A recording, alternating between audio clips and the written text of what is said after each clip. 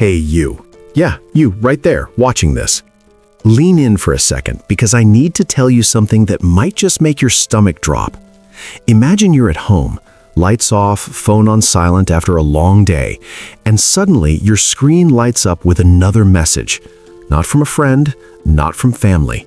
From that one person you met once, maybe twice, who somehow knows you switched coffee shops last week, that you argued with your sister yesterday, and exactly what time you usually turn off your bedroom light. And they're not guessing, they're telling you. Your heart races because this isn't cute anymore.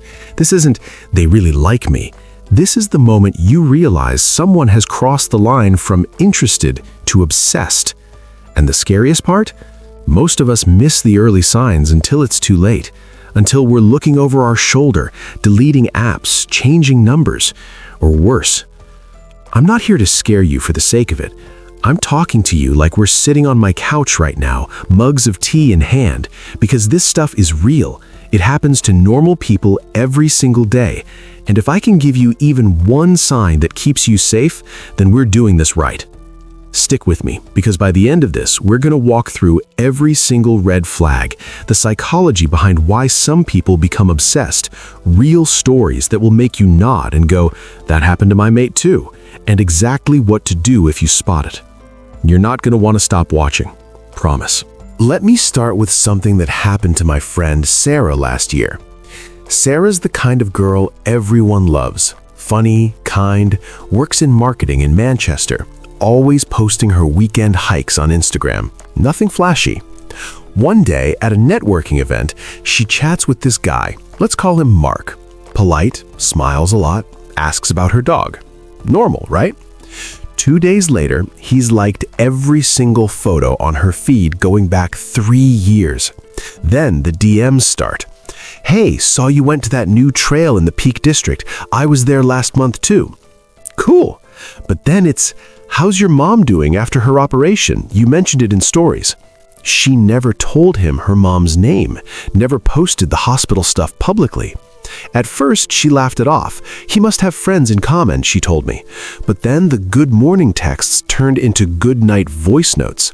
Then he started showing up at the cafe she works from every Tuesday. Same corner seat, same smile.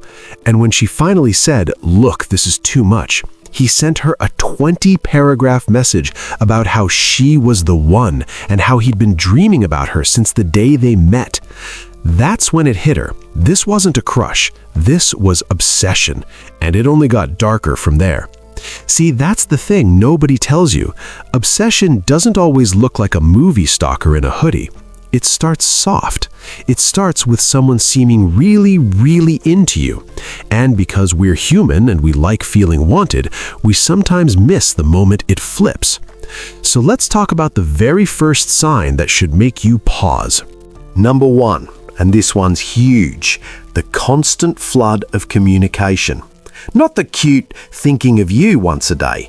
I'm talking non-stop texts, calls, voice notes, Instagram replies, TikTok comments, even emails if they can find your work address. You reply to one and suddenly it's like you opened the floodgates. They want to know what you're doing every hour. Just checking in. You okay? Haven't heard back in 20 minutes. Did you get my last message? It feels flattering at first. Someone cares that much. But here's the psychology bit that gets me every time. Healthy interest respects your time and your silence. Obsession treats your silence like a threat. They can't handle not knowing where you are in their head. I've seen it with my cousin in London too. She matched with a bloke on Hinge. First week, lovely chats. Second week, he's sending her memes at 2 a.m, then apologising for sending them at 2 a.m, then asking why she hasn't opened them yet. She started turning her read receipts off. He noticed within hours and got upset. I thought we were close enough that you'd want me to see you read my messages. Mate, you went on 2 dates. That's not closeness, that's control dressed up as caring. Sign number 2, they know details about your life that you never shared. Not just surface stuff.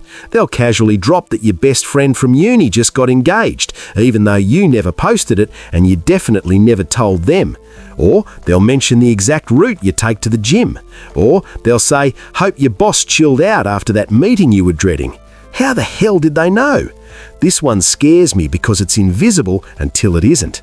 They've been digging. Social media deep dives, mutual friends, public records, maybe even asking people about you behind your back. And when you call them out, they laugh it off.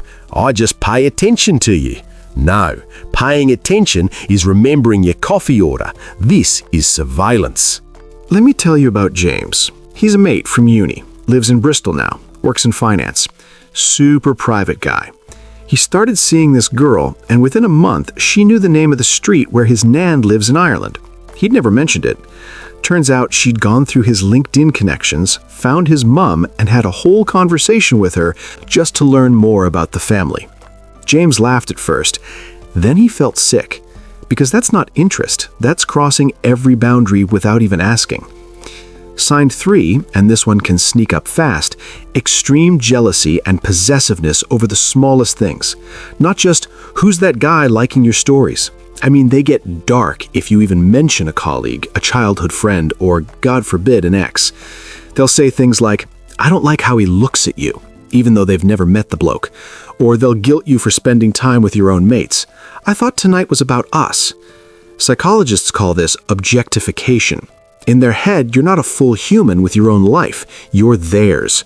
And anything that takes your attention away feels like theft. I've watched it destroy people. My friend Priya in Birmingham, lovely girl, big group of friends, started dating someone who slowly made her cancel every plan that didn't include him. Why do you need them when you have me, he'd say. She lost friends. She lost herself for a bit. And the worst part, she thought it was romantic.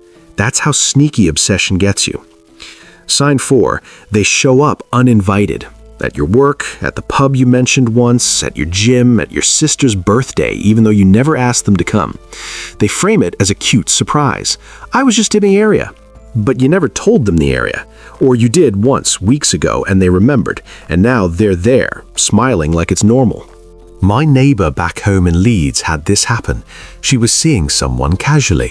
One night she's out with the girls and guess who walks in? Him. No text saying he was coming, no fancy seeing you here, just thought I'd pop by. She felt watched, trapped, and when she told him it made her uncomfortable, he got offended. I'm just trying to be part of your life. Yeah, without permission.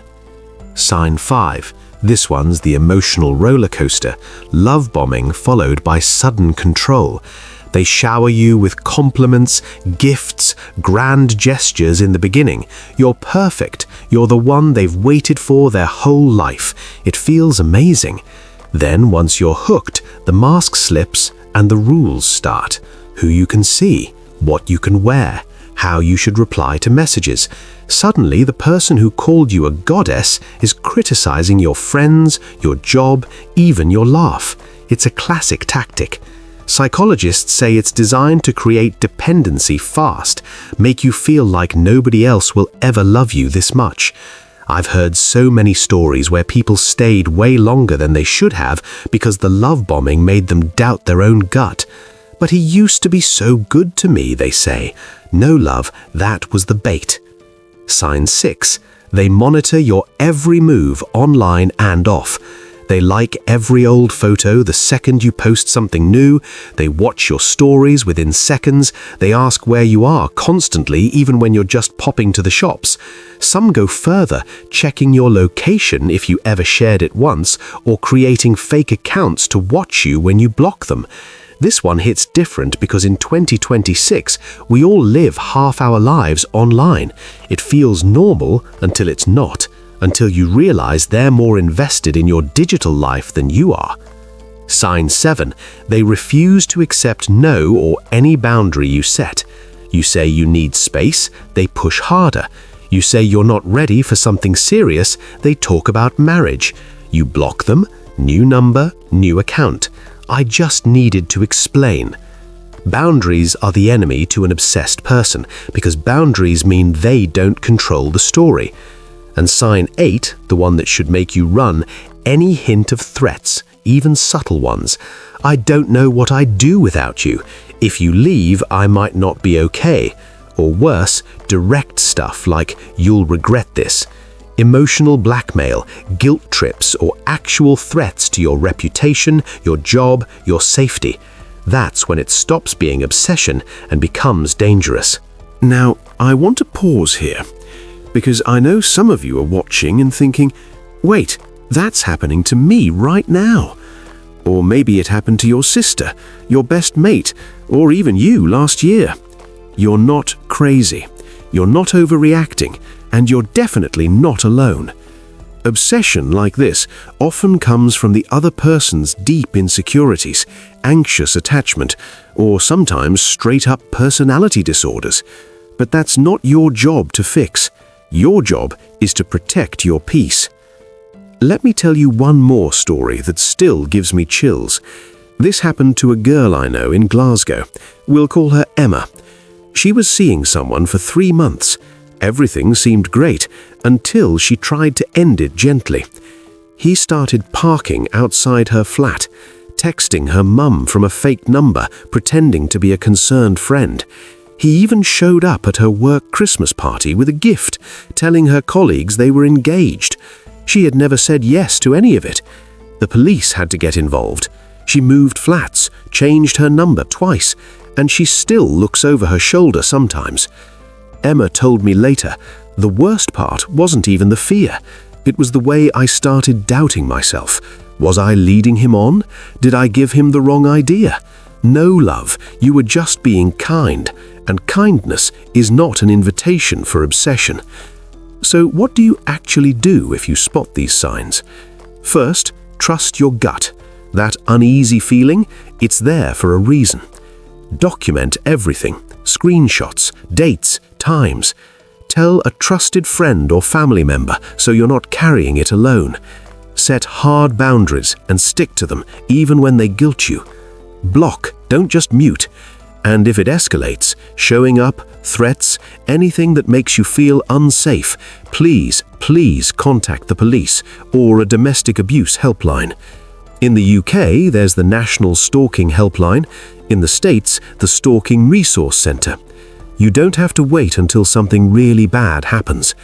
And here's the thought I want to leave you with. Healthy love feels light. It feels respectful. It gives you space to breathe and still chooses you every day. Obsession feels heavy. It feels like chains wrapped in compliments. You deserve the light one. You deserve to walk down the street without checking who's behind you. You deserve peace. If any of this hit home today, if it made you text a friend or finally admit something you've been ignoring, I'm really glad you stayed till the end. These conversations matter. They keep us safe. They remind us we're not alone. So if you haven't already, hit that subscribe button. Let's keep talking about the stuff that actually affects our real lives, the messy, scary, human stuff. Drop a comment if you've seen any of these signs, or if this helped you feel less alone. I read every single one. Take care of yourself out there, yeah? You've got this, and I'll see you in the next one.